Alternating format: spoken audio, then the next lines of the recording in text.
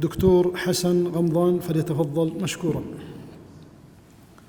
الحمد لله رب العالمين، وصلى الله وسلم وبارك على نبينا محمد وعلى آله وصحبه وسلم. اللهم اغفر لنا ولوالدينا ولشيخنا ولحاضرين يا رب العالمين، وبأسانيدكم حفظكم الله تعالى إلى كتاب العلم لأبي خيثمة. قال رحمه الله تعالى: حدثنا جرير عن الأعمش عن سالم بن أبي جعد قال أبو الدرداء: معلم الخير والمتعلم في الأجر سواء، وليس في سائر الناس خير بعد. نعم. الإسناد مر معنا. سالم بن أبي الجعد مولى الغطفاني مولاهم الكوفي، ثقة لكنه يرسل كثيرا. قال أبو الدرداء: معلم الخير والمتعلم في الأجر سواء، أي أن كل منهما على باب عظيم من تعليم العلم وتعلمه، وليس في سائر الناس خير بعد. ليس هذا على إطلاقه، إن المقصود خير مما ينالهم من العلم، أي أن هؤلاء أو هذان الصنفان هما لهم درجة عالية عن سائر الناس الذين لا يتعلمون. أما الخير فهو في الناس جميعا، كل من آمن بالله وعمل بمقتضى ما تعلم من شرع الله فلا شك أن فيه خير، كل بقدره، لكن المقصود هو ما يتعلق من أجر العلم والتعلم. نعم. وعن الأعمش عن سالم بن أبي جعد عن ابن لبيد قال ذكر رسول الله صلى الله عليه وسلم شيئا وقال: وذاك عند أوان ذهاب العلم. قالوا: يا رسول الله وكيف يذهب العلم ونحن نقرأ القرآن ونقرئه أبناءنا ويقرأه ويقرئه أبناؤنا أبناءهم؟ قال: ثكلتك أمك يا ابن أم لبيد، أوليس هذه اليهود والنصارى يقرؤون التوراة والإنجيل ولا ينتفعون منها بشيء؟ نعم. ابن لبيد الوارد في الإسناد هو زياد بن لبيد الأنصاري أبو عبد الله، شهد بدرا، كان عاملا على حضرموت، توفي سنة 41 للهجرة.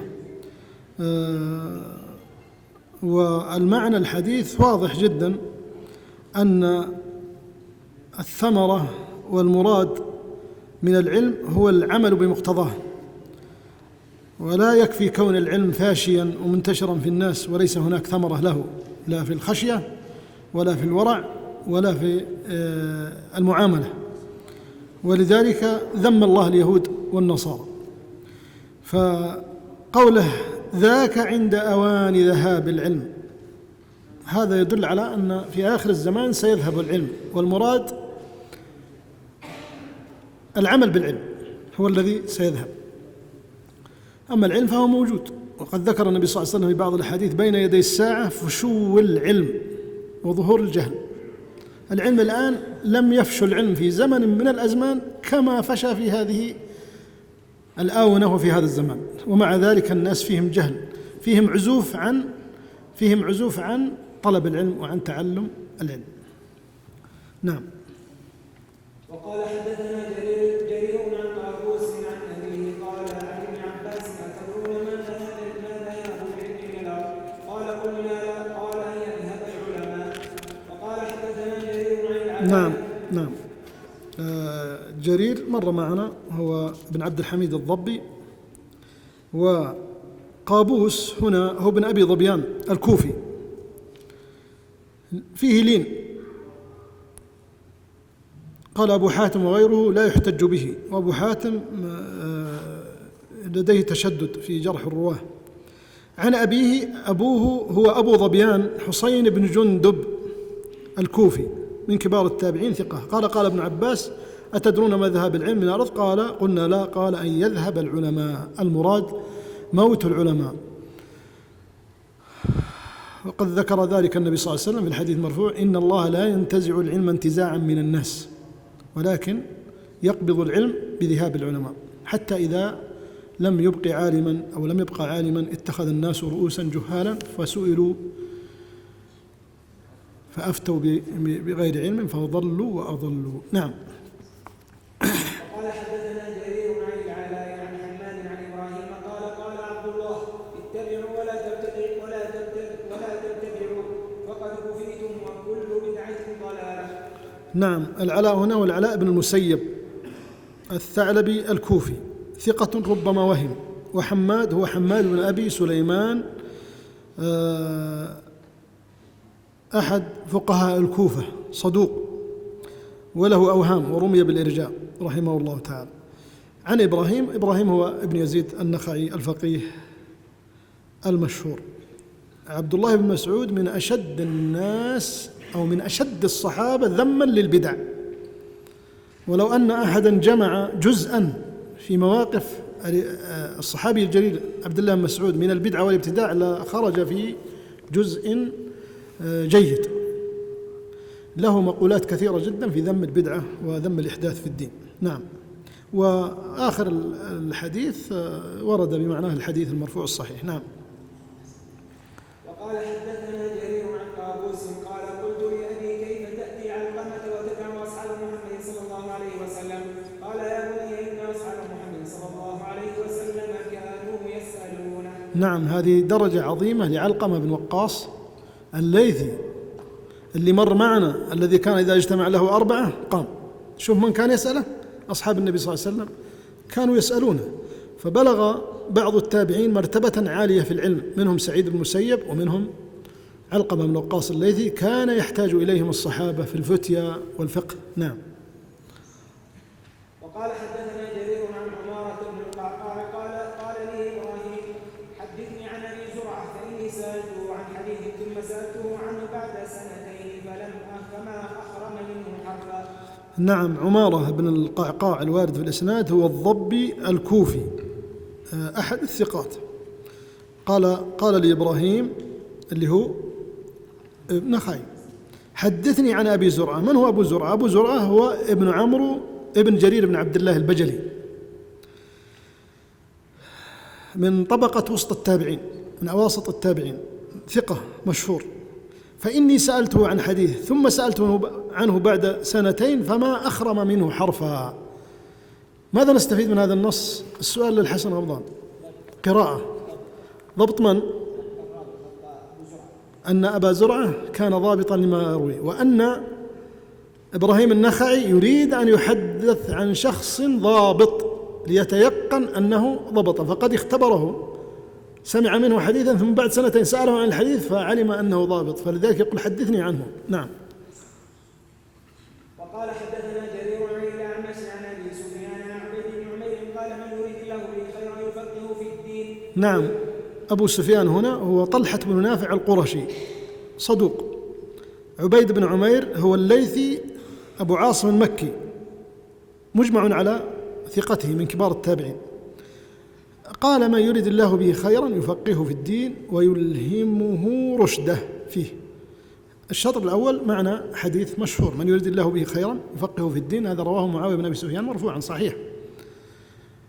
ليس معناه أن من لا يريد الله به خيرا لا يفقهه في الدين، لأنه ليس بالضرورة أن يكون كل أحد فقيه، إنما المراد هذه مرتبة عالية جدا لمن فقهه الله في الدين. لقد أراد الله به خيرا زائدا أو قدرا زائدا على من سواه. فليس الفقيه في الدين كالعامي الذي يتعبد لله بالتقليد، وربما يتنقل من قول عالم إلى آخر، وربما يتشوش إذا رأى الناس يعملون شيئا ووجد عالم يفتي بشيء والآخر يفتي بشيء فيتشوش من هذا. فمرتبة أهل العلم والفقه عالية جدا. نعم.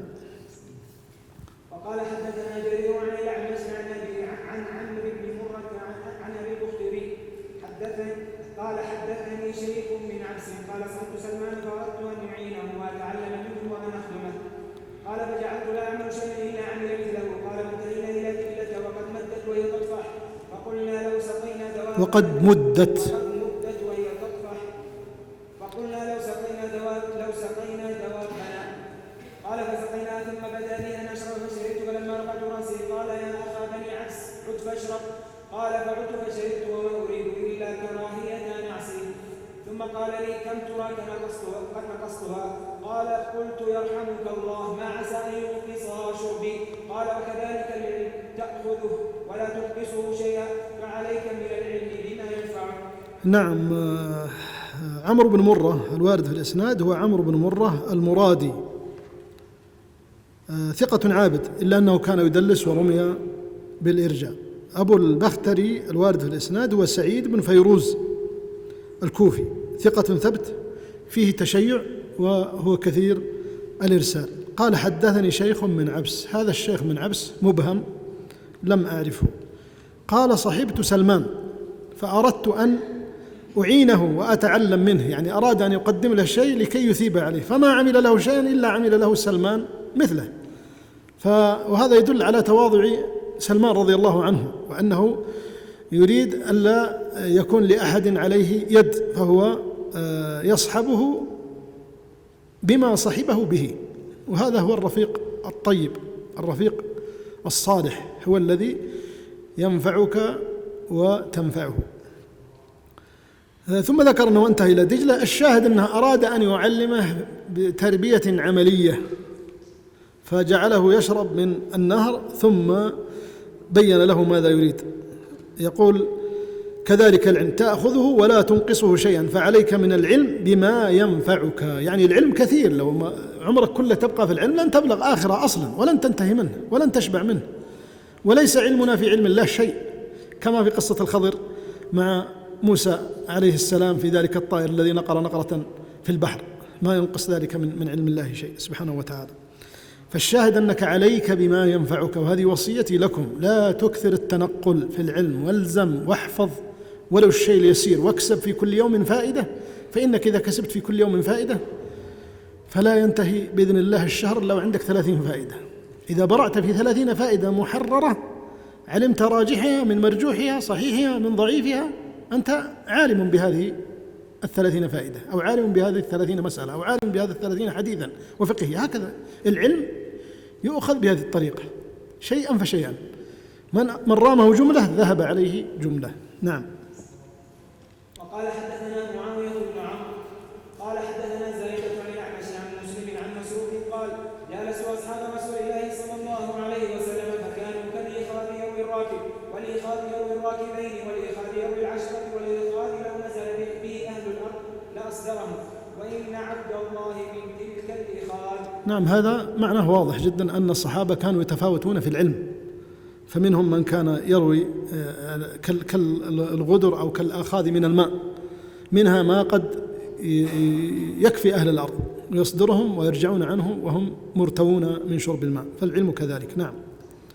وقال حدثنا جرير عن الأعمش عن أبي وائل قال قال عبد الله لو أن علم عمر بن الخطاب رضي الله عنه وضع في كفة الميزان ووضع علم أهل الأرض في كفة لرجح علم عمر بن الخطاب رضي الله عنه. معنى واضح. نعم.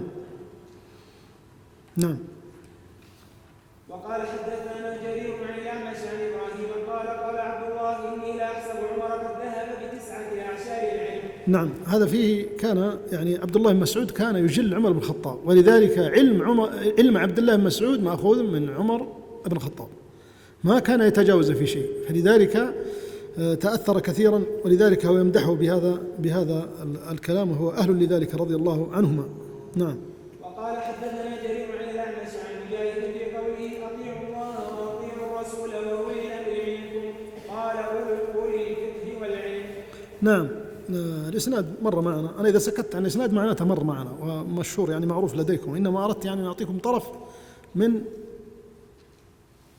بيان أسماء الرواة المهملة، لأنها درجة أهل العلم على إهمال أسماء الرواة لشهرتهم، فلذلك نعطيكم طرف منها على حسب ما تيسر لئلا نتأخر، لأن لدينا نصوص كثيرة جدا فقد لا نتكلم على بعض الأسانيد، إنما ما نرى في غموض نتكلم عليه، ومن كان واضحا لكم فيكفي في هذا. قوله هذه الآية فسرها بأنها أولي الأمر منكم أي أولي الفقه والعلم، لأنه إذا طاع الناس أولي الفقه وأهل العلم لم يردوهم إلا إلى خير، ولم يدلوهم إلا على خير، وكان في ذلك نجاتهم سواء رعاة أو رعية، فهم على الحقيقة هم أولو الأمر الذي قلدهم الله عز وجل وراثة الأنبياء، إن العلماء ورثة الأنبياء. نعم.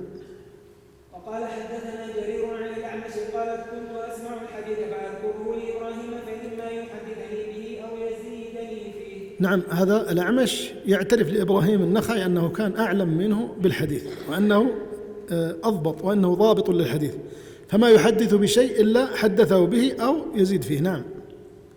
وقال حدثنا جرير عن الأعمش عن تستطيع أن تجمع بيني وبين سعيد بن جبير؟ قال قلت وما حاجتك إليه؟ قال أشياء أريد أن أسأله عنها، إن الناس يأبنوننا بما ليس عندنا. نعم. في الإسناد مسعود بن مالك هذا الكوفي، قال فيه الحافظ بن حجر مقبول، ووثقه الإمام الذهبي رحمه الله تعالى. وعلي بن الحسين هو زين العابدين الإمام المشهور، قال تستطيع أن تجمع بيني وبين سعيد بن جبير، لأن مسعود بن مالك هذا مولى سعيد بن جبير، وهو من الذين عاصروا صغار التابعين. قال وما حاجتك لي؟ قال أشياء أريد أن أسأله عنها، إن الناس يأبنوننا، أي يتهموننا تهمة أن عندنا علما نخفيه عنه، أو لدينا من العلم ما ليس عند غيرنا، فهو منحرج رضي الله عنه أن يسأله أحد فلا يجيبه، وهو من آل البيت، فيريد أن يتعلم من سعيد بن جبير بعض المسائل التي أشكلت عليه لكي إذا سأله الناس أفتاه، وهذا من التواضع في العلم. نعم. وقال حدثنا جرير عن الليث عن مجاهد أن عمر نهى عن المكايلة يعني المضايسة. نعم. وقال حدثنا جرير عن الأعمش عن الحسن قال إن لنا كتبا نتعاهدها. نعم. وقال حدثنا جرير عن منصور عن أبي الضحى عن مسروق قال كنا عند عبد الله جلوسا وهو مطيع بيننا نراه، فأتاه رجل فقال يا أبا عبد الرحمن إن قاصا عند أبواب كندة يزعم أن آية الدخان تجي فتأخذ بأنفاس الكفار ويأخذ المؤمنين منهم كهيئة الزكام. فقال عبد الله وجلس وهو غضبان يا أيها الناس اتقوا الله، فمن علم منكم شيئا فليقل بما يعلم، ومن لا يعلم فليقل الله أعلم، فإنه أعلم لأحدكم أن يقول لما لا يعلم الله أعلم. فإن الله تعالى قال لنبيه عليه السلام قل ما أسألكم عليه من أجر وما أنا من المتكلفين. نعم. منصور هذا هو منصور بن المعتمر، أحد صغار التابعين، ثقة ثبت، وكان يدلس، وكان من أئمة أهل الكوفة. كان ابن مسعود شديدا على القصاص، وهم الذين يقصون على الناس المواعظ والقصص، وربما فسروا بعض الآيات وبعض الأشياء من ذات أنفسهم، فشدد ابن مسعود في ذلك، فلا يتكلف الإنسان في تفسير كل ما ورد عليه أو في الإجابة عن كل سؤال ورد عليه. نعم. وقال حدثنا إسحاق بن سليمان الرازي قال سمعت أبا جعفر يذكر عن الربيع بن أنس قال مكتوب في الكتاب الأول ابن آدم علم مجانا كما علمت مجانا. نعم. إسحاق بن سليمان الرازي هذا هو الكوفي، ثقة فاضل، وأبو جعفر هذا هو أبو جعفر الرازي كذلك التميمي. قال فيه الحافظ بن حجر صدوق سيء الحفظ، خصوصا عن مغيرة. يذكر عن الربيع بن أنس، الربيع بن أنس هو البكري الحنفي البصري، صدوق له أوهام، مكتوب في الكتاب الأول ابن آدم علم مجانا كما علمت مجانا، لعله يقصد كتب من سبق من أهل الكتاب. نعم. وقال حدثنا إسماعيل بن إبراهيم عن الليث عن مجاهد قال ذهب العلماء فلم يبق إلا المتكلمون ومن المجتهد فيكم إلا كاللاعب في من كان قبلكم. نعم. إسماعيل بن إبراهيم هنا هو المشهور بابن علية، ثقة حافظ مشهور. نعم. يقول ذهب العلماء فلم يبق إلا المتكلمون، يعني العلماء الذين يعلمون علم الكتاب والسنة يمجدهم بذلك، وما المجتهد فيكم إلا كاللاعب في من كان قبلكم، يعني أن المجتهدين هذول كمن كان يعبث في زمن المتقدمين ويفتي بغير علم أو يتكلم بغير علم، فيرون أنه ممن يلعب، وهذا يعد نفسه مجتهدا. نعم. وقال حدثنا الوليد بن مسلم قال سمعت الأوزاعي قال سمعت بلال بن سعد يقول عالمكم جاهل وزاهدكم راغب وعابدكم مقصر. نعم. بلال بن سعد هذا هو بلال بن سعد الأشعري الدمشقي القاص، ثقة عابد فاضل، وثقه كذلك الذهبي. هذا يذم أهل زمانه بالمقارنة بمن سبق من أئمة الصحابة وكبار التابعين. نعم. وقال حدثنا عبد الحميد بن عبد الرحمن أبو يحيى قال حدثنا الأعمش عن إبراهيم عن علقمة قال تذاكروا الحديث فإن حياته ذكره. نعم. عبد الحميد بن عبد الرحمن أبو يحيى هذا كوفي من صغار التابعين، صدوق يخطئ ورمي بالإرجاء، يروي عن الأعمش عن إبراهيم عن علقمة، هذه سلسلة كوفية مشهورة من مشاهير فقهاء الكوفة. تذاكروا الحديث فإن حياته ذكره. كيف تتذاكر الحديث؟ تذاكر الحديث هو يتذاكرونه في ذلك الوقت لأنهم كانوا يحفظونه، فإذا تذاكروه ذكر بعضهم بعضا بما نسي منه، ويتذاكرونه بمعنى يعلمون ما فيه من زيادة والنقص، ويعلمون ما فيه من فقه وما فيه من دلالة وما ورد في الباب، أي ما ورد شبيها لهذا الحديث عن غيره من الصحابة. هذه كانت مذاكرتهم، يعني يجلس بعضهم مع بعض فيقول ماذا تحفظ مثلا في باب الوضوء؟ قال أحفظ بحديث فلان وفلان وفلان وفلان وفلان، فقد يغرب عليه ويزيد عليه ويقول عندك حديث فلان وفلان وفلان، وهكذا. فيتذاكرون إما بطرف الحديث أو بإسناد الحديث أو بالحديث تاما كاملا. نعم. وقال حدثنا محمد بن فضيل قال حدثنا يزيد بن أبي زياد عن عبد الرحمن بن أبي ليلى قال إحياء الحديث مذاكرته فذاكروه. فقال عبد الله بن شداد يرحمك الله كم من حديث أحييته في صدري قد كان مات. نعم. يزيد بن أبي زياد هو القرشي الهاشمي من صغار التابعين، ضعيف كبر فتغير وصار يتلقن وكان شيعيا. هذا حكم الحافظ ابن حجر عليه. أما حكم الذهبي صدوق عالم فهم شيعي رديء الحفظ يترك. شو كلام العلماء؟ يعني لو أشرح لكم كل كلمة الآن يبغى لها كلام يعني طويل جدا لشرح هذه المعاني، هذه الألفاظ المختصرة. لذلك الحافظ ابن حجر والذهبي هما كفرسي رهان، أحدهما السابق والثاني هو المصلي. من هو السابق؟ الذهبي، والمصلي هو الحافظ بن حجر. والسابق والمصلي هما الفرسان اللذان يسبقان، فيكون أحدهما في المقدمة ويكون رأس الآخر عند آخر الفرس السابق، يعني كلاهما كفرسي رهان كما يقال، من أئمة المتأخرين العالمين بمذاهب المتقدمين في علم الحديث بالذات والصنعة. يعني عليكم بالحافظ الذهبي وبالحافظ بن حجر، تفقهوا بعلومهما في صنعة الحديث وصناعة الحديث ومعرفة الجرح والتعديل وعلم الرجال. هنا المذاكرة تدل على أنها مذاكرة حفظ الذي كان حفظه من الحديث ثم نسيه. نعم.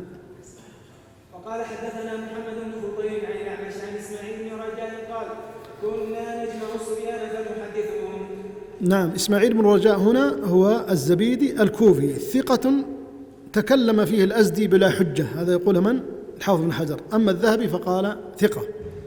هم يظلمون الأزدي كثيرا أهل الحديث فيردون عليه، خاصة الحافظ الذهبي والحافظ بن حجر، ولي بحث في الدفاع عنه. يعني تكلم فيه بعض النقاد وشددوا عليه في ذلك، وهو بإذن الله عز وجل بريء من ذلك، إنما حسد في بلده فتكلم فيه أهل بلده. وعادة إذا برز أحد في بلده نفر عنه أهل بلده ووقعوا فيه، وكم من إمام من الأئمة لم يرضه أهل بلده عندما تميز عليهم، لأن أهل العلم يكون بينهم كما يكون بين أرباب الصنائع وأرباب المهن من تنافس، فيحصل بينهم نزاع وربما يتكلم بعضهم في بعض، ولذلك كلام الأقران بعضهم في بعض يطوى ولا يروى. نعم. وقال حدثنا محمد بن فضيل عن عطاء عن أبي البخاري عن حذيفة قال إن أصحابي تعلموا الخير وأنا أتعلم الشر. قيل وما يحملك على هذا؟ قال إنه من تعلم مكان الشر يتقيه. نعم.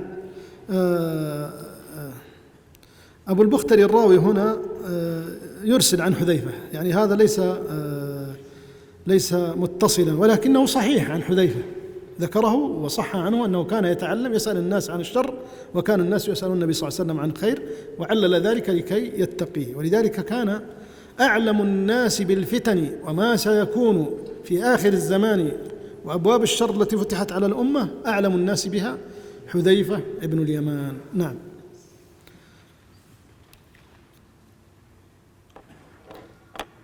قال حدثنا عبد الرحمن بن مهدي قال حدثنا موسى بن علي عن أبيه. أحسنت، أنت محدث، لو قلت موسى بن علي لهجمت عليك. أيوة فهمت، هذه من المواطن التي يكشف فيها طالب علم الحديث، لأن علم الحديث هو علم إسناد وعلم متن، لا بد أن يكون لديك معرفة، إذا تصدرت تعرف تقرأ،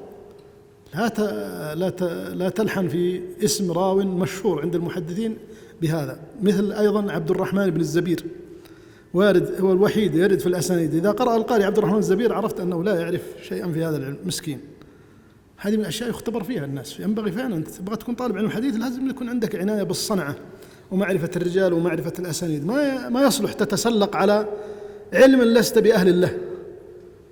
اقرأ فيه، تعلم، استمع حتى تبرز فيه، لأن علم صعب. هذا علم أكثر من 100 نوع. لو صرفت عمرك في نوع واحد من هذه الأنواع ما بلغت منتهى هذا العلم، وهي أنواع علوم الحديث. نعم، تفضل. عن أبيه قال كان زيد بن ثابت. لا تقول لي مشكول عندك. مشكول عندك؟ مشكول خلاص، إذا ما سقطت في الامتحان. أنا عندي غير مشكول. تفضل.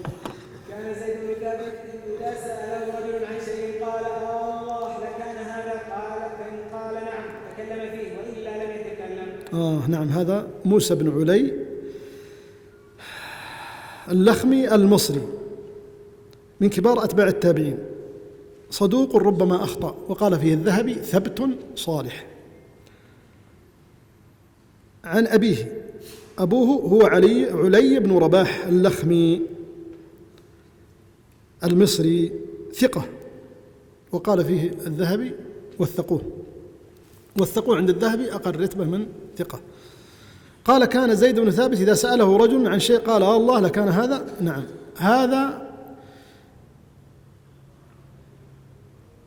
هذه المسألة تعني أنه لم يكن يفتيه إلا في النازلة التي تستحق أن يفتى فيها. وقد أدركنا في عصرنا هذا الشيخ الغديان رحمه الله تعالى، كان إذا سئل مثل بعض المسائل يقول حصل هذا، يعني ما يتكلف الإنسان يجيب في شيء في الذهن أو شيء قد يكون أو قد لا يكون.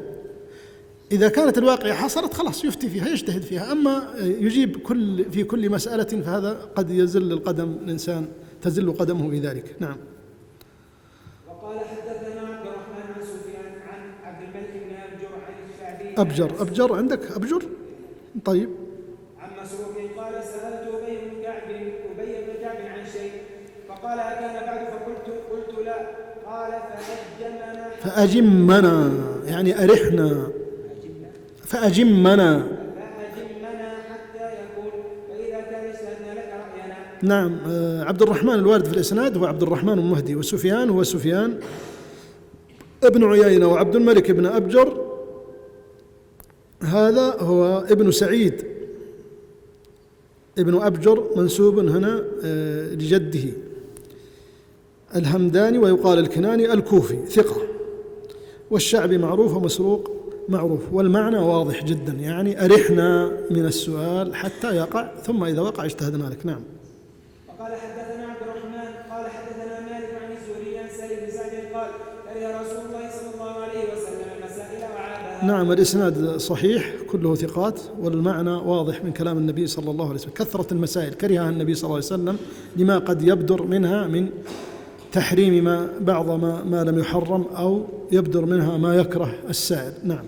وقال حدثنا عبد الرحمن قال حدثنا سفيان عن زبيد قال ما سألت إبراهيم عن شيء قط إلا رأيت فيه الكراهية. أي كراهية ماذا؟ السؤال، خشية أن يتجشم ما لا يحسن. وزبيد المذكور في الإسناد هو زبيد بن الحارث اليامي أو الأيامي الكوفي، ثقة ثبت عابد. نعم.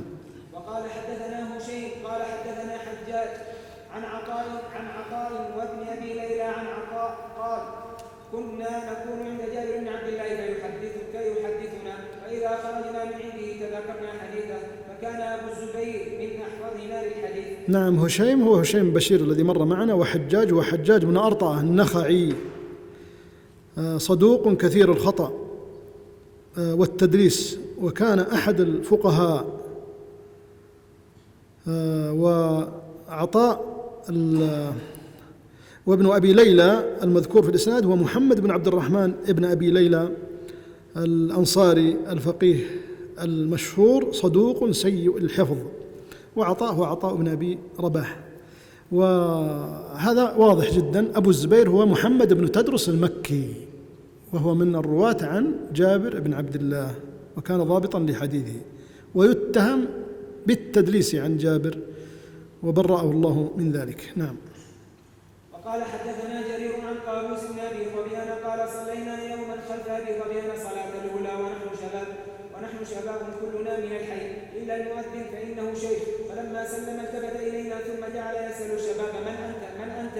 فلما سأله قال إنه لم يبعث نبي إلا وهو شاب ولم يؤت العلم خير منه وهو شاب. نعم، هذه موعظة. الإسناد مر معنا. هذه موعظة لهؤلاء الشباب وإشارة إلى أنهم كانوا هم الذين يحضرون المساجد ويبادرون في القرب من الإمام، وأنهم كانوا كلهم عامة من حضر ذلك المسجد، فشحذ همامهم على طلب العلم وهم شباب. فعلا اغنم شبابك، اغنم 5 قبل 5. نعم.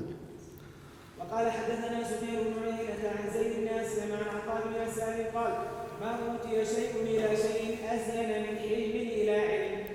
نعم، زيد بن أسلم هنا هو القرشي العدوي المدني مولى عمر بن الخطاب، ثقة عالم وكان يرسل. وعطاء بن يسار هو الهلالي، ثقة مشهور معروف.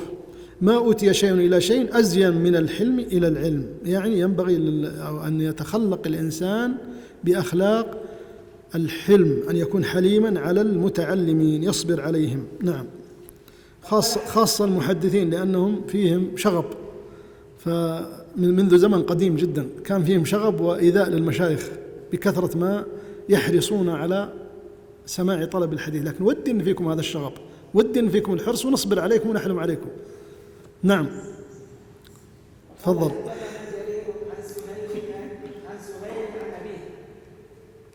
عن أبي هريرة قال كان يقول ادنوا يا بني فروخ فلو كان العلم معلقا بثريا لكان فيكم من يتناوله.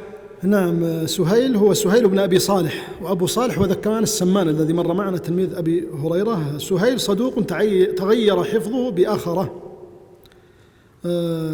قال ادنوا يا بني فروخ، أراد بذلك العجم، وقد صح مرفوعا لو كان الإيمان عند الثريا لتناوله رجال من أهل فارس. هذا متفق عليه، وهذا واضح جدا. الذي حمل هذا الدين وقيده من أهل الحديث أكثرهم أعاجم، ومن أكثر فنون العلم أكثرهم من العجم، وقد يعني قيد الله هؤلاء الناس لهذا الدين، حفظه الله بهم. نعم.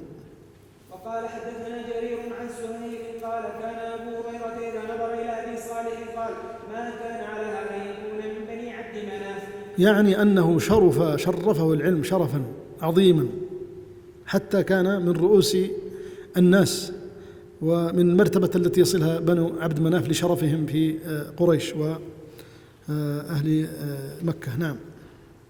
وقال حدث عن أبي صالح قال ما كنت أتمنى من الدنيا إلا ثوبين أبيضين أجالس فيهما أبا هريرة. نعم، انظروا كيف يعني ما كان أول شيء الملابس البيض، يعني يريد أن يجلس في حلقة العلم وهو كالشامة كالبياض، رائحة طيبة، لباس طيب جيد، نظافة، هكذا. يعني إذا جل الإنسان حديث الرسول الله صلى الله عليه وسلم تطيب له تنظف له أتى وهو متحمس له. أنت في عبادة عظيمة جدا، أهم شيء أن تقدر هذه العبادة حق قدرها وتعطيها قيمتها، سيفيض عليك الله عز وجل من فيوضه وكرمه ما لا يخطر لك ببال. نعم، أهم شيء تصرف الدنيا عن ذهنك إذا أتيت علم الحديث. أذكر أن قرأت قديما أن شعبة رأى رجلا بيده قلم ومحبرة، قال ماذا تطلب؟ قال أطلب علم الحديث. قال بشر أهلك بالإفلاس، والله لقد افتقرت حتى بعت طست أمي بدرهمين. فقد لا يجتمع العلم مع الدنيا، وإذا اجتمعت العلم مع الدنيا طرد أحدهما الآخر، فاختر لنفسك، واحد منهم لازم يطرد الآخر في النهاية، إما أن يغلب العلم وإما أن تغلب الدنيا، فانظر لنفسك. ولذلك كثر الطلاب، وإذا أتينا نفتش بعد ذلك في العمل وفي نشر العلم ما وجدنا إلا العدد القليل. لماذا؟ أشغلتهم الدنيا، انصرف، واللي تزوج واللي توظف واللي انتقل مدينة ثانية واللي ثقل عليه الكثرة والأولاد واللي المرأة أزعجته بالتمشيات وبالشغلات لأن الدروس تأتي في نهاية الأسبوع وهي تبغى تتفسح أو تتمشى وإلى ذلك. فالأموال والأولاد فتنة، والنساء فتنة تصرف عن طلب العلم. فعلى الإنسان أن يجاهد نفسه في طلب العلم لعل الله عز وجل أن يفتح عليه. نعم. وقال حدثنا جرير قال قابوس عن أبي عن ابن عباس في قوله كونوا قوامين بالقسط شهداء إلى قوله فإن الله كان بما تعملون خبيرا. قال الرجلان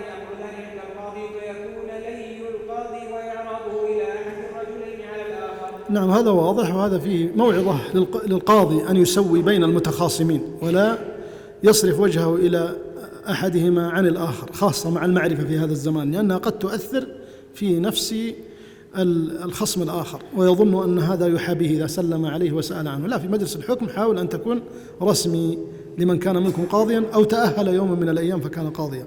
نعم. وقال حدثنا جرير عن طاووس عن ابن عباس قال موسى حين كلم ربه: رب أي عبادك أحب إليك؟ قال أكثرهم لي ذكرا. قال رب أي عبادك أحكم؟ قال الذي يقضي على نفسه كما يقضي على الناس. قال رب أي عبادك أغنى؟ قال الراضي بما أعطيته. لا مزيد، المعنى واضح. نسأل الله يفقهنا وإياكم في ديننا وأن يرزقنا تقواه وأن يجعلنا له ذكارين له شكارين. نعم. وقال حدثنا ابن عيينة عن إبراهيم بن ميسرة عن طاووس قال: كان ابن عباس يسأل عن الشيء فيقول: إن هذا لفي الزبور الأولى. إبراهيم بن ميسرة هو الطائفي ثبت حافظ، وطاووس هو طاووس بن كيسان اليماني من الطبقة الوسطى من التابعين، ثقة فقيه فاضل مشهور معروف، وكان كثير الحج. هو في اليمن لكن كان يأتي إلى مكة كثيرا. نعم. قال ابن عباس: هذا يدل على أن ابن عباس له عناية ومعرفة بكتب أهل الكتاب، كان ينظر فيها ويأخذ منها المواعظ والعبر ويعرفها. نعم. قال حدثنا حفص بن غياث قال حدثنا عاصم عن أبي عثمان قال: قلت له: إنك تحدثنا بالحديث فربما حدثناه كذلك وربما نقص. قال: عليكم بالسماع الأول. نعم. حفص بن غياث هو النخعي الكوفي القاضي، ثقة فقيه تغير حفظه قليلا في الآخر. وعاصم هو عاصم بن سليمان الأحول، ثقة حافظ. وأبو عثمان هذا هو عبد الرحمن بن مل أبو عثمان النهدي من كبار التابعين، ثقة ثبت عابد. هذا يدل على أنه أيضا حصل له تغير، وكان ربما زاد ونقص في آخر عمره، فيقول: عليكم بالسماع الأول، أي الذي حدثتكم به. وفيه إشارة إلى أن بعضهم كان يسمع الحديث من الإمام مرة ومرتين ثلاث حتى يضبطه هو، وحتى يكون مذاكرة له لهذا العلم. نعم، بحيث لا ينساه. نعم. وقال حدثنا عبد الله بن إدريس قال حدثنا ليث عن عدي بن عدي عن السنابحي عن معاذ قال: لا تزول قدم آدم يوم القيامة حتى يسأل عن أربع: عمره فيما أفناه، عن جسده فيما أبلاه، وعن ماله من أين اكتسبه، وعن علمه ما عمل فيه. نعم. عبد الله بن إدريس هذا هو الأودي الكوفي، ثقة فقيه عابد. وليث هو ليث بن أبي سليم، فيه ضعف تقدم معنا. وعدي بن عدي هو الجزري من أهل الجزيرة، ثقة. والصنابحي هو عبد الرحمن بن عسيل المرادي الصنابحي، والصنابح بطن من مراد من اليمن، ثقة. عن معاذ، وهذا حديث مرفوع ولكنه ورد عن موقوفا على معاذ. نعم. وقال حدثنا الفضل بن دكين قال: أخبرنا سفيان عن يحيى بن سعيد قال: سمعت القاسم بن محمد قال: لن يعيش الرجل جاهلا خيرا له من أن يفتي بما لا يعلم. نعم. الفضل بن دكين هو أبو نعيم الملائي الكوفي، مشهور بكنيته، ثقة ثبت. وسفيان هو الثوري، يحيى بن سعيد هو القطان. وقال: سمعت القاسم، وربما يكون يحيى بن سعيد الأنصاري. لماذا؟ لأن القاسم محمد مدني، ولعله هذا. القاسم بن محمد بن أبي بكر الصديق، ثقة مشهور من أهل الحجاز. نعم. فيه ذم الفتوى بغير علم. نعم. وقال حدثنا عبد الله بن نمير عن هشام بن عروة عن أبيه قال: كان يقال: أزهد الناس في عالم أهله. الله المستعان. عبد الله بن نمير هذا ثقة معروف، أزهد الناس في عالم أهله. ليس المقصود أهله الخاصين، قد يكون أهله الخاصين، قد يكون أهل حيه، قد يكون أهل بلده، قد يكون أهل مصره كاملا. لماذا؟ ليش كانوا زاهدين فيه؟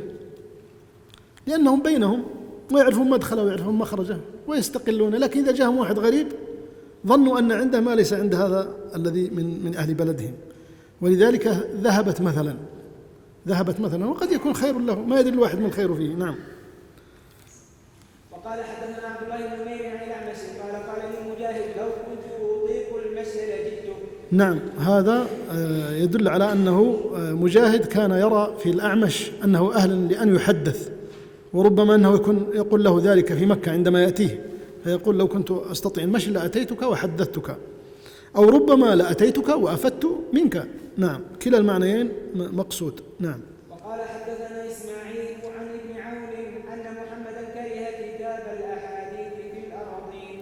نعم، إسماعيل هو ابن علية، وابن عون هو عبد الله بن عون، كلاهما تقدم. محمد هذا هو محمد بن سيرين، كان يكره الكتابة، ولعل الأراضين لعلها الكراريس أو لعلها اسم من أسماء الصحف التي كان يكتب فيها أهل ذلك الزمان. نعم. وقال حدثنا عباد بن العوام عن الشيباني عن الشعبي قال كان يؤخذ العلم عن ستة من أصحاب رسول الله صلى الله عليه وسلم، فكان عمر وعبد الله وزيد يشبه علمهم بعضهم بعضا، وكان يقتبس بعضهم من بعض، وكان علي وأبي والأشعري يشبه علمهم بعضهم بعضا، وكان يقتبس بعضهم من بعض. قال فقلت له وكان الأشعري إلى هؤلاء؟ قال كان أحد الفقهاء. نعم، عباد بن العوام هو الكلابي الواسطي، ثقة. والشيباني هو سليمان بن أبي سليمان، مشهور بكنيته ونسبته، أبو إسحاق الشيباني ثقة، والشعبي مشهور. هؤلاء صنف لكم الصحابة وكيف كان علم بعضهم قريب من بعض، وأنه كان يستفيد بعضهم من بعض، وأن أبو موسى الأشعري يأتي في المرتبة بعد هؤلاء الذين ذكر من هؤلاء الصحابة، وإن كان فقيها، لكن محاوراته مع عبد الله بن مسعود تدل على أنه كان يتعلم أيضا من عبد الله بن مسعود. نعم.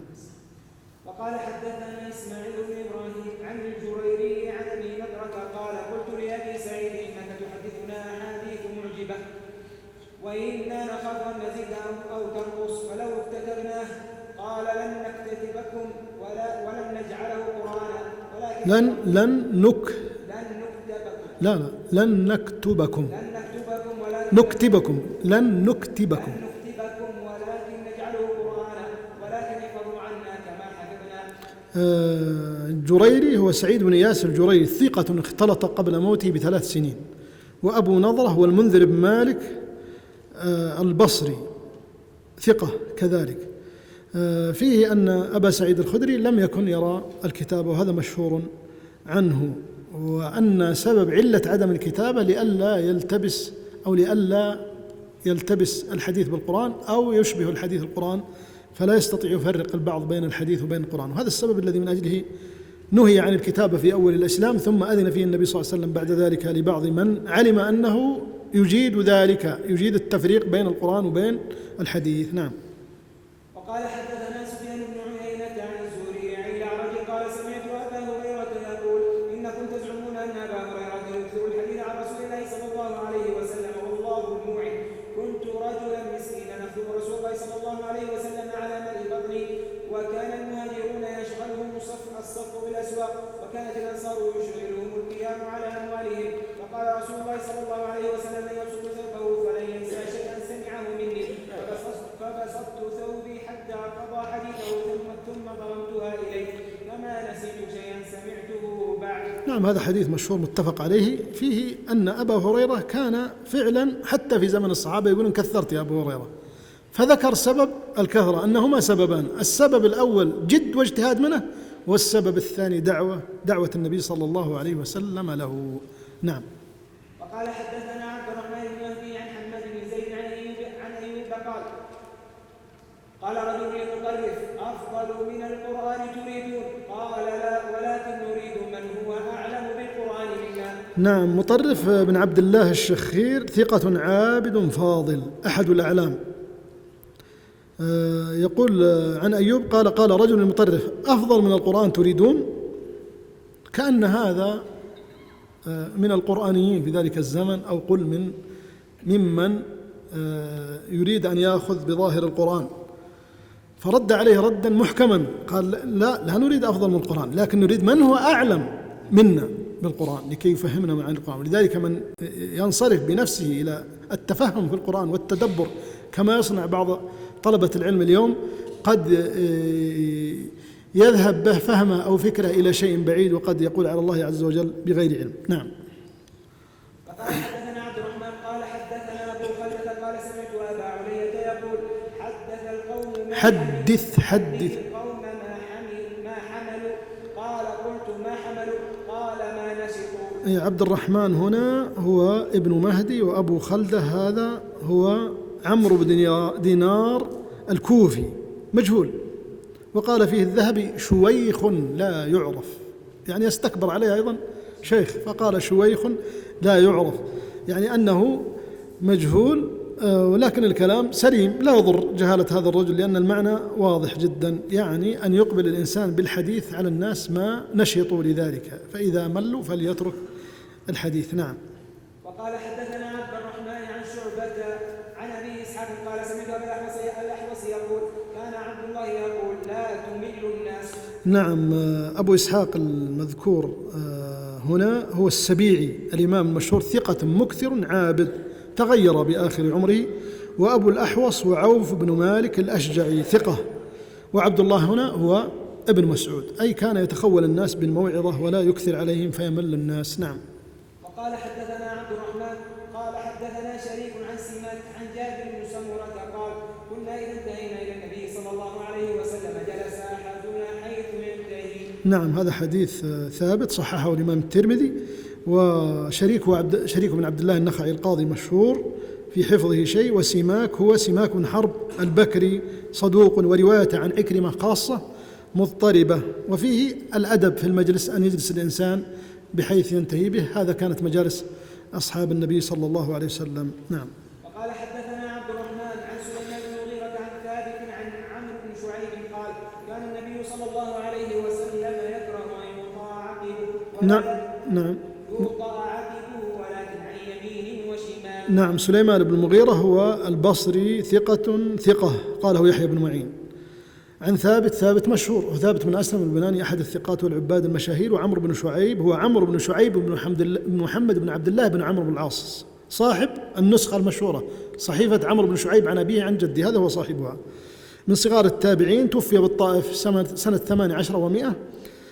قال في الحافظ بن حجر صدوق. قال البخاري رأيت أحمد وعليا وإسحاق وأبا عبيد وعامة أصحابنا يحتجون به. وقال أبو داود ليس بحجة، اللي هي رواية هذه لأن فيها كلام عند أهل العلم. حديث هذا مرسل، لكنه وصله الحاكم بإسناد صحيح. نعم. وقال حدثنا عبد الرحمن بن مهدي عن زائدة عن عطاء بن السائب قال كان أبو عبد الرحمن يكره أن يسأل وهو يمشي. نعم. أبو عبد الرحمن، دقيقة لا تستعجل يا فتى، لا هو عبد الرحمن، هو أبو عبد الرحمن السلمي. أبو عبد الرحمن السلمي عبد الله بن حبيب بن ربيعة أبو عبد الرحمن السلمي من كبار التابعين، ثقة ثبت إمام، هذا معروف، مقرئ يرد في أسانيد القراءات. نعم. نعم. وقال حدثنا عبد الرحمن عن عبد الله بن المبارك عن رياح بن زيد عن رجل عن ابن منبه قال إن للعلم طغيانا كطغيان المال. نعم. رياح بن زيد هذا الصنعاني قاضيهم، مات سنة 87 وهو ابن 81 سنة، كان شيخا صالحا فاضلا. كان أحمد بن حنبل رحمه الله يقول إني أحب رياح وأحب حديثه وأحب ذكره، كفى به شرفا أن يزكيه مثل الإمام أحمد رحمه الله تعالى. عن رجل، هذا الرجل مبهم، عن ابن منبه. من هو ابن منبه؟ هو وهب ابن منبه اليماني الصنعاني الذماري. يعني سبحان الله، اليمن أخرج لنا تحف فعلا، بعض الفقهاء أخرج لنا ثلة حتى أصبح يرحل إليهم، ولذلك حديث أهل اليمن حديث يعني جميل جدا. فيه أيضا لديهم علم بعلم أهل الكتاب، لأنه كان يسكن في اليمن اليهود والنصارى، فوهب بن منبه كان يقص قصصا من قصص أهل الكتاب. نعم. يقول هنا إن للعلم طغيانا كطغيان الماء، نسأل الله العافية. تعرفون الماء إذا طغى، هذا يعرف الذين في مصر إذا نهر النيل فاض، ويعرفون يعني فعلا قد العلم يؤدي بالإنسان إلى أن يطغى، بمعنى أن يطغى بمعنى أن يحمل هذا العلم على الكبر وعلى الطغيان وعلى التعالي، نسأل الله السلامة والعافية. وشبهه بالماء إذا طغى. ماذا يصنع الماء إذا طغى؟ يدمر، نسأل الله السلامة والعافية. وقال حدثنا معن بن عيسى قال حدثنا معاوية بن صالح عن العلاء بن الحارث عن مكحول عن واثلة قال إذا حدثناكم بالحديث على معناه فحسبكم. نعم، معن بن عيسى هنا هو المدني، ثقة ثبت. قال أبو حاتم هو أثبت أصحاب الإمام مالك. ومعاوية بن صالح ومعاوية بن صالح الحضرمي الحمصي صدوق له أوهام، لكن الذهبي يقول صدوق إمام، ما يؤثر، وهم الإمام لا يؤثر. عن العلاء بن الحارث، العلاء بن الحارث هذا هو الحضرمي كذلك صدوق فقيه، لكنه رمي بالقدر وقد اختلط. عن مكحول الشامي مشهور، عن واثلة وواثلة بن الأسقع الصحابي المشهور، فيه أن جواز الرواية بالمعنى. نعم.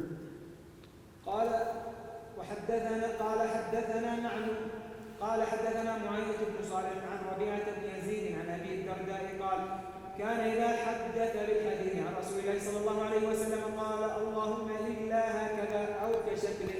نعم، ربيعة بن يزيد هذا هو الدمشقي أبو شعيب الإيادي، ثقة عابد. ومعنى كلام الصحابي أبو الدرداء هو يخشى أن يزيد أو ينقص من كلام النبي صلى الله عليه وسلم فيقول أو نحوه أو مثل ما قال أو مثله أو على هذا الشكل أو كما قال. نعم. قال حدثنا معن قال حدثنا أبو ويس بن عمي مالك بن أنس قال سمعت الزهري يقول إذا أصبت المعنى فلا بأس. أبو ويس وعبد الله بن عبد الله الأصبحي صدوق يهم. نعم. وقال حدثنا حجاج بن محمد عن ابن جريج قال أخبرني عطاء أنه سمع أبا هريرة والناس يسألونه يقول لولا آية أنزلت في سورة البقرة لما أخبرت بشيء فلولا أنه قال إن الذين يكتمون ما أنزلنا من البينات والهدى من بعد ما بيناه للناس في الكتاب أولئك يلعنهم الله ويلعنهم اللاعنون. نعم، حجاج بن محمد هو المصيصي ثقة ثبت، لكنه اختلط في آخر عمره. ابن جريج هو عبد الملك بن عبد العزيز بن جريج، وعطاء لعله عطاء ابن أبي رباح أنه سمع أبا هريرة والناس يسألونه. في هذا معنى أنه كان يرى أنه يجب عليه البلاغ لأنه علم ما لم يعلمه غيره، وهذا معنى بلغوا عني ولو آية. إذا كان عندك علم تعلم أنك إذا ما بلغت أثمت وجب عليك. أما عندك علم عند كل الناس فإذا كفاك أحد فهو فرض كفاية. ما تروح تقوم لكل مسجد وتعظ وتقول بلغوا عني ولو آية، ولولا آية في كتاب الله بلغوا عني ما حدثتكم. هذا لم يفقه معنى هذه الآية أو هذا الحديث. نعم. وقال حدثنا ابن فضيل عن أبيه قال كنا نجلس أنا وابن شبرمة والحارث العكلي والمغيرة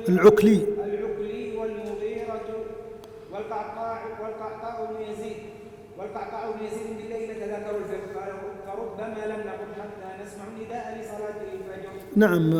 قوله ابن فضيل عن أبيه هو محمد بن فضيل ابن غزوان الضبي، أبوه فضيل بن غزوان ثقة. قوله هنا كنا نجلس أنا وابن شبرمة، هذا اللي هو فضيل بن غزوان هو عبد الله بن شبرمة فقيه، والحارث العكلي هو أيضا التميمي الكوفي ثقة فقيه، والمغيرة هو المغيرة بن مقسم ثقة فقيه، والقعقاع ابن يزيد الضبي من أهل الكوفة من الثقات كلهم. كانوا يتذاكرون الفقه فقه الحلال والحرام حتى يؤذن الفجر، لأنهم في عبادة أفضل من قيام الليل، ولذلك يشتغلوا بالعلم. كثير من السلف كان يشتغل بالعلم وبالمذاكرة في الليل وربما بالتفقه. نعم. وقال حدثنا جرير عن عبد الله بن يزيد يعني الصهباني لعلها الصهباني عن تميم بن زياد عن عبد الله قال إنكم في زمان كثير علماء قليل خطباء وإن بعدكم زمانا كثير خطباء والعلماء فيه قليل. نعم. عبد الله بن يزيد الصهباني وثقه ابن معين، وكميل بن زياد النخعي الصهباني الكوفي كذلك ثقة رمي بالتشيع. وعبد الله بن مسعود رجل ينطق بالحكمة وكأنه ينظر، كشف له الغيب فينظر ما نحن عليه اليوم، ولذلك يتكلم هو ببعض الكلام الذي استشعره ألقي في روعه. ولذلك يقول النبي صلى الله عليه وسلم إن يكن في أمتي محدثون فإن منهم عمر بن الخطاب. فلا تستغربون إذا أتى لكم أثر من الآثار صحيح تجد ينطبق 100% على زماننا هذا. عرفت ولا لا؟ فقوله زمان كثير علماء قليل خطباؤه، قليل الذين يتصدرون ويبرزون للناس، لأن الناس يمنعهم الورع والتقوى من أن يتصدروا. وسيأتي في زمان المتصدرون أكثر والعلماء أقل. نعم، الذين يفقهون أمانة العلم. نعم. وقال حدثنا عبد السلام بن حرب عن ليث عن مجاهد قال لا بأس بالسمر كيف. عبد السلام بن حرب هنا هو النهدي الملائي الكوفي، ثقة حافظ له مناكير، وليث هو ليث بن أبي سليم مر معنا. واضح المعنى. وقال حدثنا جرير عن الحسن بن عمرو وعن إبراهيم النخعي قال من طلب شيئا من العلم يبتغي به الله عز وجل آتاه الله عز وجل به ما يكفيه. نعم، الحسن بن عمرو هنا هو الفقيمي الكوفي، ثقة ثبت، وإبراهيم النخعي معروف والمعنى واضح. وقال حدثنا جرير عن أبي يزيد المرادي قال لما حضر عبيدة الموت دعا بكتبه فمحاها. نعم، أبو يزيد المرادي لعله عبيدة بن عمرو السلماني المرادي، عبيدة بن عمرو السلماني بالفتح، عبيدة بن عمرو السلماني المرادي ثبت أحد الأئمة، دعا بكتبه فمحاها قبل أن يموت. لماذا؟ قال ورد في بعض الروايات عنه قال أخشى أن يضعها أحد في غير موضعها فيتحمل هو إثمها، بمعنى أنه لا يفهم ما كتب فيحمله على غير وجهه. وكم من أناس يسمعون الشيء فيحملونه على غير مراد من تحدث به. نعم، فما بالك إذا كان مكتوب أيضا ربما يحصل مثل هذا. نعم. وقال حدثنا جرير عن عبد الملك بن عمير عن ابن عبد الله قال قال عبد الله رحم الله من سمع منا حديثا فرواه كما سمعه فإنه رب محدث أو عام سامع. نعم، عبد الملك بن عمير تقدم معنا، وعبد الله هو عبد الله ابن مسعود، وهذا معنى الحديث المرفوع الصحيح المشهور. نعم. وقال حدثنا جرير عن عبد الملك بن عمير عن رجاء بن حيوة عن أبي الدرداء قال العلم بالتعلم والحلم بالتحلم ومن يتحرى الخير يعطى ومن يتوقى الشر يوقى. نعم، رجاء بن حيوة هو الكندي أبو المقدام الأردني الفلسطيني من الطبقة الوسطى من التابعين، ثقة فقيه من جلة العلماء وأعلامهم. عن أبي الدرداء، يدل على أن هذه الأشياء كلها مكتسبة، العلم يكتسب وكذلك الحلم وترك الغضب يكتسب، وأن من تحرى الخير وجده وأن من توقى الشر وقاه الله الشر. نعم. وقال حدثنا وكيع عن سفيان عن ابي الزهراء عن ابي الاحوص عن عبد الله قال ان احدا لا يولد عالما والعلم بالتعلم. أبو الزعراء هو عمرو بن عمرو الجشمي ثقة، وأبو الأحوص هو عوف بن مالك تقدم، والمعنى واضح ظاهر. نعم. وقال حدثنا جرير عن ابي سنان عن سالم الفزاري قال قال عبد الله اغد عالما او متعلما او مستمعا ولا تكونن الرابع فتهلك. نعم، أبو سنان هو سعيد بن سنان البرجمي الكوفي، صدوق له أوهام. والفزاري المذكور عندك الصحيح أنه القلاري بالقاف، وقرارة قبيلة من اليمن، تصحف اسمه في النسخة التي بين أيديكم، اسمه سهل أبو الأسد القراري. قال أبو حاتم كوفي، روى عنه الأعمش. نعم. وقال حدثنا يحيى بن سعيد عن عثمان بن غياث عن ابي السليل قال كان رجل من اصحاب النبي صلى الله عليه وسلم يحدث الناس فيكثر عليه فيصعد فوق بيت فيحدثهم. نعم، يحيى بن سعيد لعله القطان، وعثمان بن غياث الراسبي الزهراني ثقة رمي بالإرجاء. وأبو السليل هذا هو ضريب بن نقير القيسي الجريري أو البصري أو الجريري البصري، من الذين عاصروا صغار التابعين، ثقة أيضا. كان الرجل من أصحاب النبي صلى الله عليه وسلم يعني يذكر بعض ما كان يجتمع على أصحاب النبي صلى الله عليه وسلم من كثرة طلاب العلم، حتى أنه يضطر بعضهم إلى الرقي فوق البيت ليرى ويشاهده طلاب العلم. نعم. وعن يحيى بن عمير قال سمعت أبي يحدث عن أبي هريرة قال يرفع العلم ويظهر الجهل ويكثر الهرج يحيى بن عمير المدني مقبول، وقال فيه الذهبي صدوق. أبوه هو عمير الراوي عن أبي هريرة اثنان، عمير بن الأسود العنسي خرج له ابن ماجه، وعمير بن هانس العنسي خرج له أبو داود، وكلاهما ثقة، لأن أشكل علي أن أفرق بينهما. وهذا الأثر الوارد عن أبي هريرة ورد في الحديث المرفوع الصحيح. نعم. وقال حدثنا روح بن عبادة قال أخبرنا الربيع عن الحسن قال أفضل العلم الورع والتفكر. روح بن عبادة هو القيسي أبو محمد البصري، ثقة فاضل فقيه مصنف فاضل له تصانيف. والربيع بن صبيح صدوق سيء الحفظ وكان عابدا مجاهدا. والحسن هو الحسن البصري والمعنى واضح. وقال حدثنا محمد بن عبد الله الأنصاري حدثني أبي قال حدثني أبي عن ثمامة بن عبد الله قال كان أنس يقول لبنيه يا بني قيدوا العلم بالكتاب. نعم. محمد بن عبد الله الأنصاري، هذا الإسناد كله من أولاد أنس بن مالك. محمد بن عبد الله الأنصاري البصري القاضي، قاضي البصرة مشهور ثقة، وأبوه هو عبد الله بن المثنى من الذين عاصروا صغار التابعين، صدوق كثير الغلط. وثمامة بن عبد الله وثمامة بن عبد الله بن أنس بن مالك صدوق. وفيه أن أنس كان يأمر بنيه وذويه كتابة العلم. وقال حدثنا وكيع عن هشام بن عروة عن أبيه عن عبد الله بن عمرو قال رسول الله صلى الله عليه وسلم إن الله لا يقبض العلم انتزاعا ينتزعه من الناس ولكن يقبض العلم بقبض العلماء حتى إذا لم يبق عالما اتخذ الناس رؤساء جهالا فسئلوا فأفتوا بغير علم فضلوا وأضلوا. نعم. حديث صحيح مشهور ومعناه واضح وظاهر. نعم.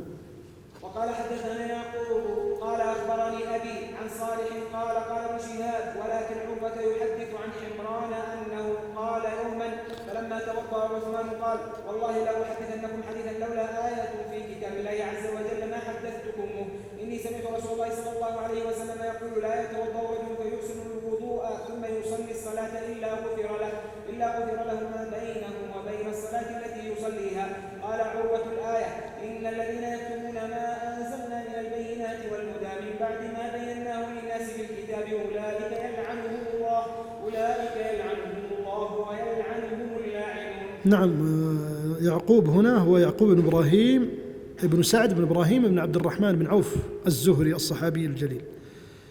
هذا ثقة فاضل. وأبوه هو إبراهيم بن سعد بن إبراهيم بن عبد الرحمن بن عوف ثقة حجة تكلم فيه بلا قادح. وصالح هو صالح بن كيسان ثقة ثبت فقيه. وابن شهاب هو المشهور الثقة الإمام. وعروة هو عروة بن الزبير الثقة الإمام. وحمران هو الثقة مولى عثمان بن عفان. وهذا حديث لو لم تخرجوا من هذا الدرس إلا بهذا الحديث لكفاكم. اعملوا به تروا الفلاح وتروا النجاح وتروا البركة.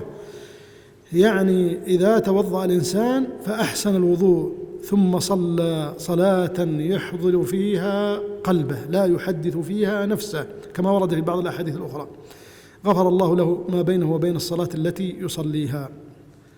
نعم. وقال حدثنا حجاج بن محمد عن شعبة عن الهيثم عن عاصم بن طمرة أنه رأى أناسا يتبعون سعيد بن جبير فنهاهم وقال إن صنيعكم هذا مذلة للتابع وفتنة للمتبوع. نعم. الهيثم هو الهيثم بن حبيب صدوق، وعاصم بن ضمرة السلولي الكوفي صدوق كذلك. وفيه أنه كان السلف يكرهون أن يتبعون أو يتبعهم الناس لأن في ذلك فتنة للمتبوع وذلة للتابع، فعلى المرء ألا يصنع مثل هذا. نعم. وقال حدثنا حجاج بن محمد قال حدثنا يونس عن أبي إسحاق عن الأغر عن أبي هريرة قال إن الله وملائكته يصلون على أبي هريرة وجلسائه. طيب. يونس بن أبي إسحاق صدوق يهم صدوق قاله الذهبي وثقه بن معين وقال أحمد حديثه مضطرب. وأبو إسحاق هو أبو إسحاق السبيعي ثقة وإمام مشهور. والأغر هو الأغر بن سليك يقال بن حنظلة صدوق.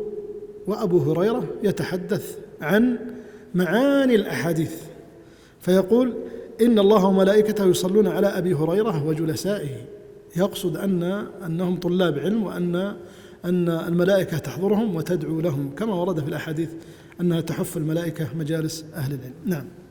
أهل الذكر أهل المدارسة. نعم. وقال حدثنا إسماعيل بن إبراهيم عن حبيب بن الشهيد عن ابن طاووس عن أبيه قال قال عمر إنا لا نحل أن نسأل عما لم يكن فإن الله قد بين ما هو كائن. حبيب بن الشهيد الأزدي ثقة ثبت، وابن طاووس هو عبد الله بن طاووس بن كيسان اليماني المشهور أيضا ثقة فاضل عابد، وأبوه مشهور، والمعنى واضح. وقال حدثنا عبد الرحمن بن مهدي عن مهدي بن ميمون عن غيلان قال قلت للحسن الرجل يحدث بالحديث لا يألو فيكون فيه الزيادة والنقصان قال ومن يطيق ذلك. نعم، مهدي بن ميمون هو الأزدي المعولي ثقة، وغيلان هو غيلان بن جرير ثقة أيضا، والمعنى أيضا واضح. وقال حدثنا إسماعيل بن عبد الكريم قال حدثني عبد الصمد بن معقل قال سمعت وهبا يقول لا يكون البطال من الحكماء ولا يرث الزناة ملكوت السماء. إسماعيل بن عبد الكريم هذا أبو هشام الصنعاني صدوق، وعبد الصمد بن معقل ابن منبه اليماني ابن أخي وهب بن منبه صدوق. قال سمعت وهب بن منبه قال لا يكون البطال من الحكماء. البطال يعني الذي لا يشتغل، ليس له عمل، يعني ليس نشيطا في طلب العلم وليس نشيطا في اكتساب الرزق. نعم. والزناه لا يرثون ملكوت السماوات، هذا ربما يرويه وهب من كتب من قبله، بمعنى أن من الزناه هم الذين يداومون على هذه الكبيرة العظيمة، لا يكون لهم مكان في الجنة، نسأل الله السلامة والعافية، إلا إذا تابوا. نعم. وقال حدثنا إسماعيل بن عبد الكريم قال حدثنا عبد الصمد يعني ابن معقل قال قدم عكرمة الجند فأهدى له طاووس نجيبا ب60 دينارا، وقيل لطاووس ما يصنع هذا العبد بنجيب ب60 دينارا؟ قال أتروني لا أشتري علم ابن عباس لعبد الله بن طاووس ب60 دينارا. نعم، هذا رجل فقيه أحسن إلى هذا لعكرمة ليأخذ منه علم ابن عباس، لأنه أهداه بهذا النجيب الذي يسوى 60 دينارا، ثم وجد في زمنه حسدة يحسدون هذا الرجل لدمامة شكله ولكونه مولا وليس من السادة، ولكن الله سوده بالعلم وجعل أهل الشرف يحتاجون إليه، كما يذكرون عن عطاء بن أبي رباح وكان رجلا دميما، ويقولون قالت له أمه يعني إنك لا تفلح في شيء، هل أدلك على شيء تذعن لك فيه الملوك؟ قالت نعم، قالت عليك بطلب العلم، فذهب فطلب العلم.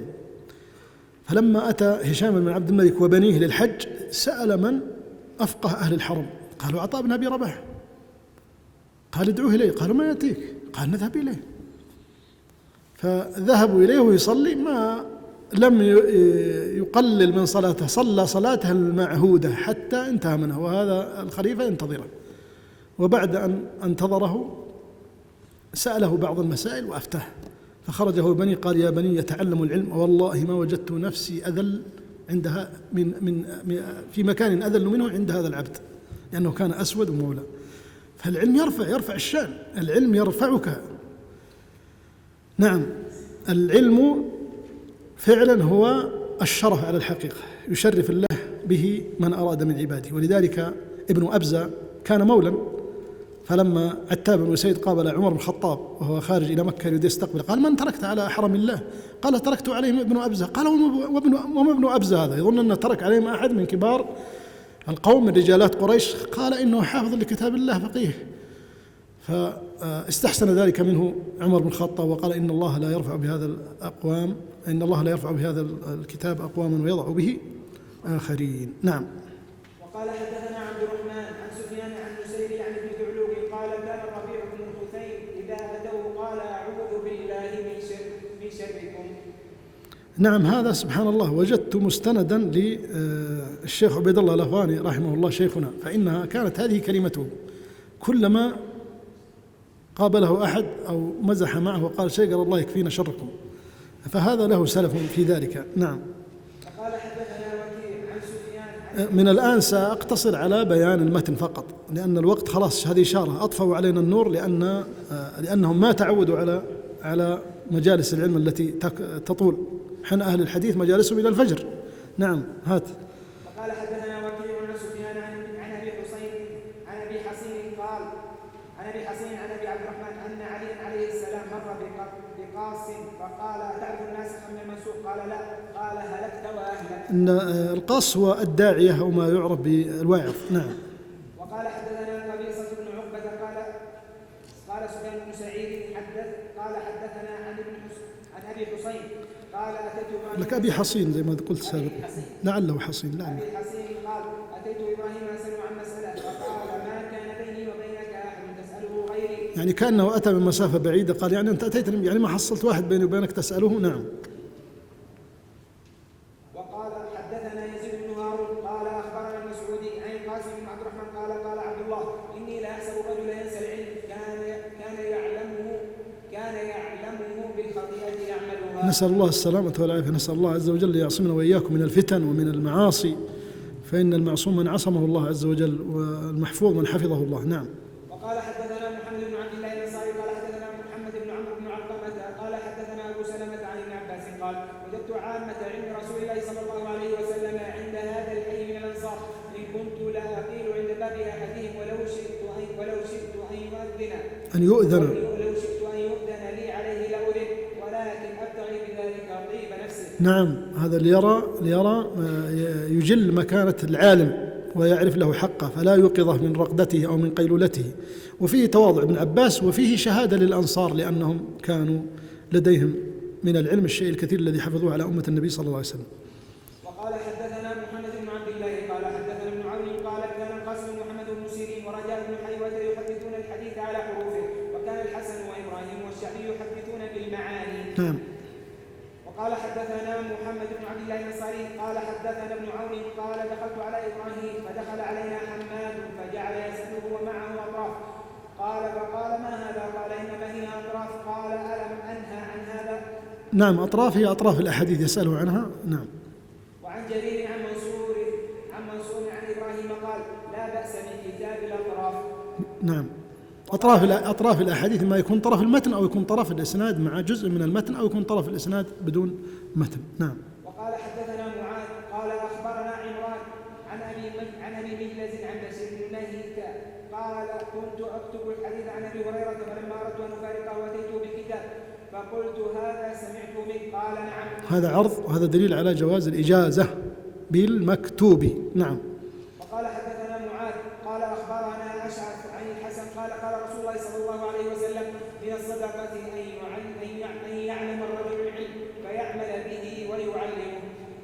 قال الأشعث ألا ترى أنه بدأ بالعلم قبل العمل؟ فاعلم أنه لا إله إلا الله. نعم. وقال حدثنا إسماعيل بن إبراهيم عن أيوب قال سمعت القاسم بن محمد يقول إنكم تسألوننا عما لا نعلم والله لو علمناه ما كتمناه ولو استحللناه كتبناه. نعم. اقرأ خلاص. اسرد سردا خلاص أكتفي. عدم التعليق هذه.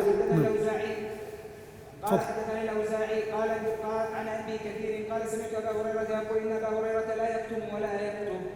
وقال حدثنا جرير عن ليث عن مجاهد عن ابن عباس أحسبه رفعه النبي صلى الله عليه وسلم قال من همان لا يقضي واحد منهما نهمته من هم في طلب العلم لا يقضي نهمته ومن هم في طلب الدنيا لا يقضي نهمته. وقال حدثنا جرير عن ليث عن عطاء قال أبو هريرة من كتم علما ينتفع به ألجم بلجام من نار. وقال حدثنا جرير عن ليث عن يحيى عن علي قال ألا أخبركم بالفقيه حق الفقيه الذي لا يقنط الناس من رحمة الله ولا يرخص للمرء في معاصي الله ولا يدع القرآن رغبة إلى غيره إنه لا خير في عبادة لا علم فيها ولا خير في علم لا فقه ولا خير في قراءة لا تدبر معها. وقال حدثنا جرير عن ليث عن مجاهد عن ابن عمر قال يا أيها الناس لا تسألوا عما لم يكن فإن عمر كان يلعن ويسب من يسأل عما لم يكن. وقال حدثنا هشيم عن إسماعيل بن سالم عن حبيب بن أبي ثابت قال من السنة إذا حدث الرجل القوم أن يقبل عليهم جميعا ولا يخص أحد دون أحد. وقال حدثنا وكيع عن أبي كيران قال سمعت الشعبي قال إذا سمعت شيئا فاكتبه ولو في الحال. وقال حدثنا وكيع قال حدثنا أبي عن عبد الله بن حنش قال لقد رأيتهم يكتبون على كفرهم بالقصب عند البراء. لا. نعم. وقال حدثنا وكيع عن عكرمة بن عمار عن يحيى بن أبي كثير قال عن يحيى بن أبي كثير عن ابن عباس قال قيد العلم بالكتاب من يشتري مني علما بدرهم. وقال حدثنا وكيع حدثني المنذر المثعلبة عن علباء قال علي رضي الله عنه من يشتري مني علما بدرهم. قال أبو خيثمة يقول يشتري صحيفة بدرهم يكتب فيها العلم. وقال حدثنا وكيع عن ابن عون عن محمد قال قلت لعبيدة أكتب ما سمعت قال لا. قلت إن وجدت كتابا أقرأه قال لا. وقال حدثنا وكيع عن شريك قال سمعت شيخا فحليته فقالوا ذاك أبو ضمرة قال رأيت حمادا يكتب عند إبراهيم عليه كساء له من بجان وهو يقول والله ما نريد به دنيا. وقال حدثني وكيع قال حدثنا الحكم بن عطية عن ابن سيرين قال كانوا يرون أن بني إسرائيل إنما ضلوا بكتب ورثوها. وقال حدثنا وكيع عن طلحة بن يحيى عن أبي بردة قال كتبت إلى أبي كتابا فظهر علي كتبت عن أبي كتابا فظهر علي نعم فأمر بمركن فقال بكتبي فيها فغسلها. هذا أبو موسى الأشعري أبوه نعم. وقال حدثنا وكيع عن عمران بن حدير عن أبي مجلس عن بشير بن نهيك قال كتبت عن أبي هريرة كتابا فلما أردت فارقه قلت يا أبا هريرة إني كتبت عنك كتابا فأرويه عنك قال نعم ارويه عني. مكرر ما سبق نعم. وقال حدثنا جرير عن مغيرة عن إبراهيم قال عبد الله إنكم لن تزالوا بخير ما دام العلم في ذوي أسنانكم فإذا كان العلم في الشباب أنف ذو السن أن يتعلم من الشباب. وقال حدثنا الفضل بن زكين قال أخبرنا الأعمش عن إبراهيم عن علقمة قال ما سمعته وأنا شاب فكأني أنظر إليه في قرطاس أو ورقة. وقال حدثنا عبد الرحمن بن مهدي عن عبد العزيز بن أبي رواد عن عبد الله بن عبيد قال العلم ضالة المؤمن كلما أصاب منه شيئا حواه وابتغى ضالة أخرى. وقال حدثنا جرير عن منصور عن إبراهيم قال كانوا يكرهون أن توقع أعقابهم. وقال حدثنا جرير عن منصور عن إبراهيم قال كانوا يجلسون يتذاكرون العلم والخير ثم يتفرقون لا يستغفر بعضهم لبعض ولا يقول يا فلان ادعو لي. وقال حدثنا عبد الرحمن عن سفيان عن منصور عن إبراهيم قال كانوا يكرهون الكتاب. وقال حدثنا جرير عن منصور عن إبراهيم قال لا بأس بكتاب الأطراف. وقال حدثنا الحسن بن موسى عن ابن لهيعة قال حدثنا دراج عن أبي حجيرة عن ابن حجيرة عن أبي هريرة قال سمعت رسول الله صلى الله عليه وسلم يقول مثل الذي يعلم العلم ولا يحدث به كمثل رجل رزقه الله مالا فلم ينفق منه. وقال حدثنا جرير عن المغيرة عن إبراهيم عن علقمة قال اطلبوا ذكر الحديث لا يدرس تمت أحاديث أبي خيثمة والحمد لله رب العالمين. طيب هذا عندك هكذا نعم. هذه الزيادة. قال حدثكم أبو حفص إبراهيم الكتاني المقري قال حدثنا عبد الله محمد بن عبد العزيز البغوي قال حدثنا أبو محمد خلف بن هشام البزار ومنصور بن أبي مزاحم ومحمد بن سليمان الأسدي قالوا حدثنا مالك بن أنس عن الزهري عن أنس قال دخل النبي صلى الله عليه وسلم مكة على رأسه فلما نزع قيل هذا المخطل متعلق بأسر الكعبة قال اقتلوه. كم؟ حدثنا عبد الله نعم وبه قال